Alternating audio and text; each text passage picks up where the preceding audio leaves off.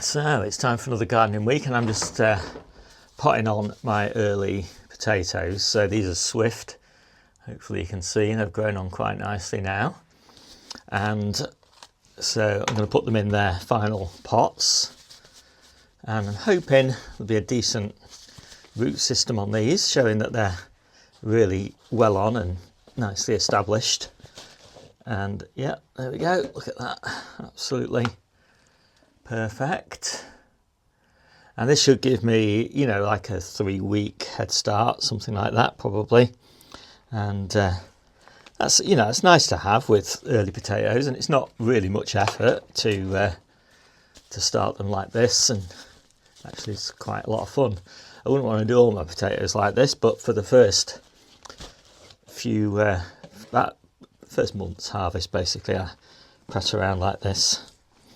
So yeah, just pop them into the tub like that, and fill them up, cover them up, and they should be up again in about a week's time and growing strong. I'll just give them a bit of a water in there, because I don't want to put too much water in here whilst they're just getting established.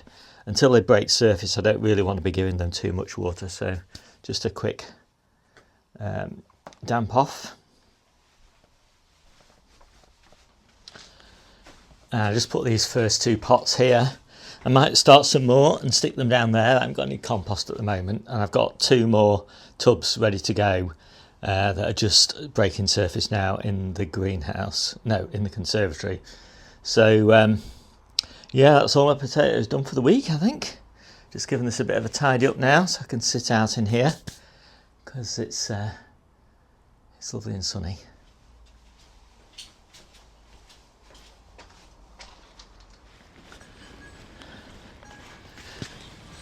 So I'm back on the allotment for the first time this week, and again it's harvest day. I'm just going to take a few of these lettuces out so I can get them replanted with new ones. I think I'm going to get through now. You know, I was a bit worried about the lettuce situation last week, but looking at how things are going and looking at the long range weather forecast, we're going to get some reasonably sunny weather over the next week or so. So yeah, I think I'm going to pull through. So as I say, taking these out. And these lettuces down here and the ones on the rest of the allotment plot, they'll kind of see us through, I think, until all the new ones are ready. And I just used up my last 3 hanging baskets for strawberries. I've actually bought another 10 of these hanging baskets. They've not been available on Amazon very often, and it's tricky to get hold of them. They're so cheap, but they are now back in stock on Amazon, and there's a link to those in my Amazon shop.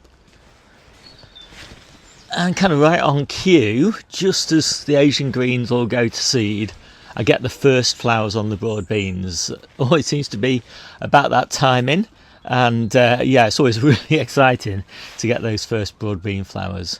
And broad beans are self-fertile, so you don't really need to worry about growing them in the polytunnel and there not being many bees and things around. But just to sort of, you know, help them out a little bit, I just tend to just knock them a little bit, just to make sure that we get good fertilisation.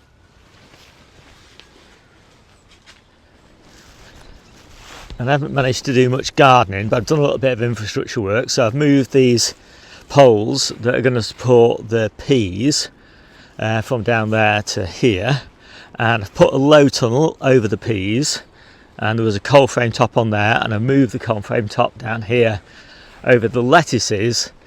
But very soon, in a few weeks time, maybe even next week, those lettuces are going to be spinach. So yeah, just a bit of juggling around.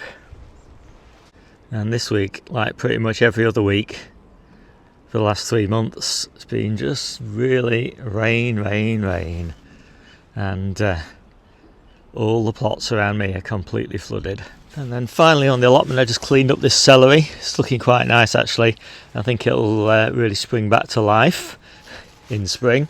And I think that's done for the allotment. I'm just going to do the harvest, and then I've got loads of stuff, well, a few things just to show you in the kitchen garden, and then we'll be done. So I'm just back in the greenhouse, and I'm really pleased with these potatoes, all breaking surface. So these are the ones that I did earlier on in the week. I've popped a few lettuce in down here, But down here I've cleared loads of lettuce out of all of these beds here, and I think I harvested 50 litres of lettuce over the last 3 or 4 weeks, and that actually was just about enough to pay for the grow lights and the heater through winter. So yeah, I always try to make sure that I don't spend any money that I am not getting back from the harvest value of the things that I grow. So I want gardening to be a zero cost hobby for me. I've also harvested all the lettuces in these hanging baskets, so these will be reconditioned soon, and the tomatoes will go in these.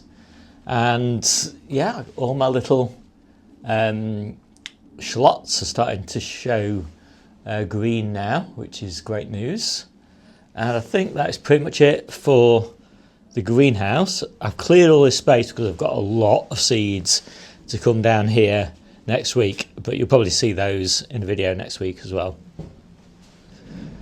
And then down in this bed I'm just clearing parsnips. So I've just finished clearing the parsnips out of this bed here, and that's where my peas for shoots are going to go. This bed's still full of parsnips, and so we'll keep on harvesting that for another month. This bed was full of parsnips, and I see now that it has still got quite a few parsnips in it that I thought I'd taken out, but obviously missed. And I've taken the first cut off half of these field beans because it's really the next growth that is really tasty. We will eat the first cut, but yeah, we want the growing tips that come in spring really. Those are the best tasting. And down here I've just cleared the first bed, second bed, another one over there, of lamb's lettuce, and there were so many slugs and caterpillars underneath those lamb's lettuce. And that's kind of one of the, I suppose, spin-off benefits of growing over winter, is that you do accumulate slugs underneath these plants, and it's a great opportunity to clear your bed of slugs.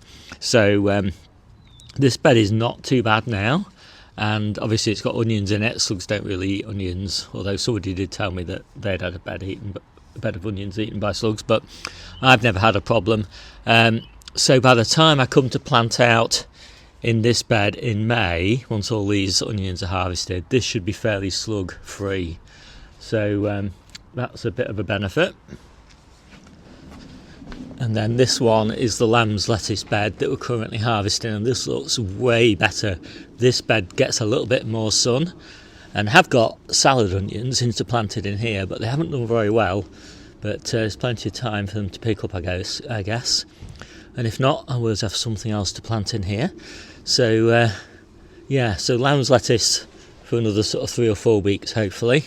So it's time for the harvest, and wow, what a lovely harvest. This is, I think I said actually in my March sowing and growing preview video, March is a month when growth really explodes, and obviously we're almost at March now, and I really feel like growth is coming. You know, it's not quite there, not quite at the point where everything I pick this week will have regrown completely by next week, but I'm almost there, and next week we'll probably feel like that. So let's just sort of plough through this.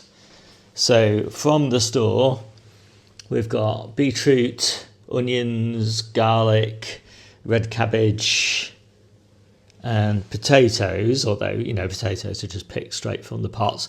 These potatoes, they're not too bad. To be honest, they're probably better than if I'd harvested them and just stored them in sacks or something. But they're not great, not as good as they were last year. And there's reasons for that, which I won't bother going into. So then I've got the kale, absolutely gorgeous kale at this time of year. So got all sorts of different kales, but my favourite actually is this beautiful curly kale right now. But the Pentland Brig is quite nice as well. Got Brussels sprouts. I think maybe that's the last pick. Maybe I've got 2 picks of Brussels sprouts left. You can see they're quite small, but they're still in good condition.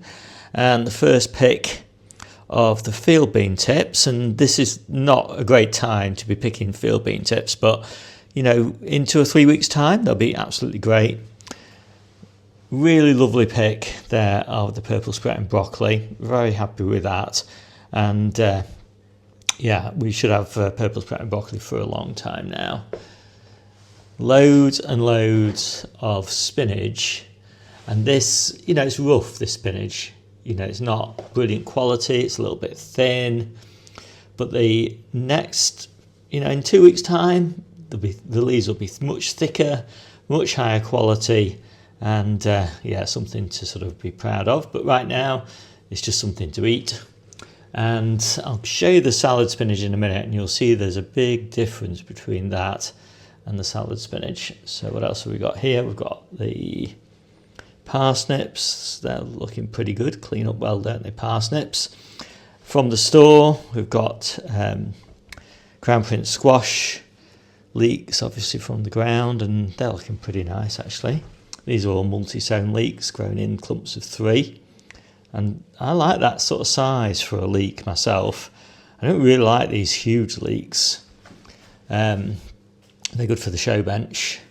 So then we've got colettes, lots of colettes. They finally started coming through in abundance, and I am not complaining because colettes are one of my absolute favourite vegetables. I wish I could be proud of the carrots. I've grown carrots for 8 years and I've never had a problem like this with carrots. What, just such a horrible mess. So anyway, mainly slugs. As you can see, slug holes everywhere. But, you know, we make do.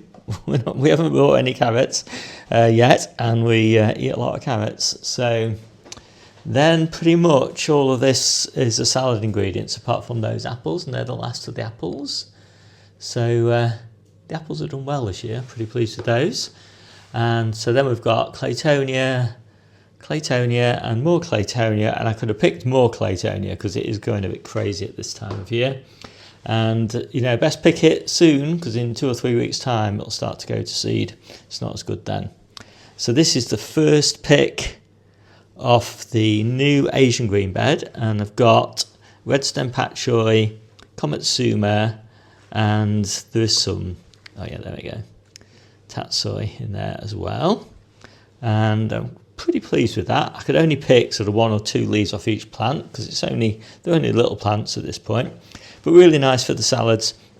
And then that is the last pick of the Claytonia from the polytunnel beds, which have all gone to seed. So Claytonia is actually quite good in terms of leaf quality when the plants go to seed. Not fantastic, but, you know, quite good. Might cook with that. And then, yeah, so that was the spinach comparison I wanted to show you. Just look at the quality of that spinach, which was sown later for a spring harvest, by comparison with that spinach which was sown way earlier and has been harvested all the way through winter. And it's the same with that green leafed one as well. Look, lovely quality there. And then, so here I've got my lamb's lettuce. This is the lamb's lettuce that's grown in light shade, and you can see lovely rosettes. That's how I like to put it into the salad mix, as a little rosette like that. And that is the quality that's kind of come out of a shady bed. So still eatable. We have been eating it actually all the way through winter, but this is beautiful. But this will start to go to seed in, again, sort of 2 or 3 weeks time, sort of mid to end of March. So got to eat it quick. I've got quite a lot to eat. Salad onions starting to crisp up a little bit. In fact, there's not really that much crunchy stuff in the salad mixes at the moment, so kind of rely on the Asian green stems for the crunch and the salad onions. But soon we'll have nice crunchy ribs and all that sort of thing in the salads, and so it'll be fine. But I do like a nice crunchy salad, and these are the lettuce bases for the salad mix. So I'm going to make up all those salads now so you can see the end result, as I always do. And then we're done. My name's Steve. This is the Seaside Kitchen Garden and Allotment channel, and I'll see you soon.